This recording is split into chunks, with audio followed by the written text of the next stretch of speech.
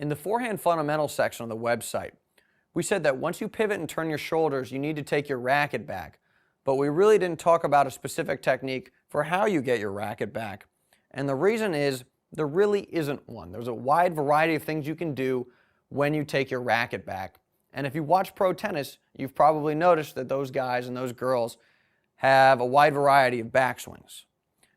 You could argue that the whole point of the backswing is to put your racket and your arm in position to swing forward correctly later in the shot. So if your backswing is allowing you to do that, then you're good to go. And again, that explains why Agassi had a very simple backswing. Roddick cocks his racket up here.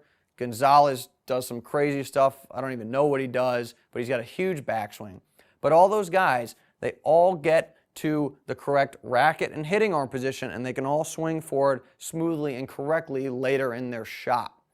Now, specifically, what the backswing allows you to do, like I was saying before, is get to the correct hitting arm position, the relationship between your tennis racket and your hitting arm.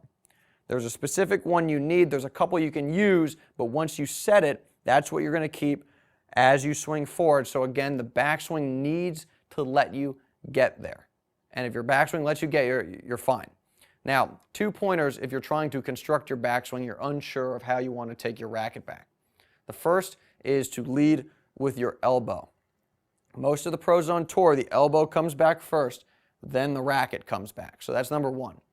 Number two is to keep your palm down once you get your racket back. So you want your palm more or less facing the court. And if you do those two things, you should be in good position to swing forward correctly later in the shot.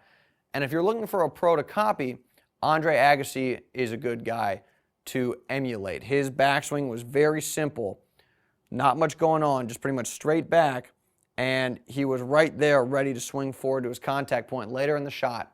So if you start with Agassi as the foundation, and then you want to add some more wrinkles because maybe it's more comfortable, maybe it helps you accelerate a little bit better, you can build off of his backswing, get a little bit more complex.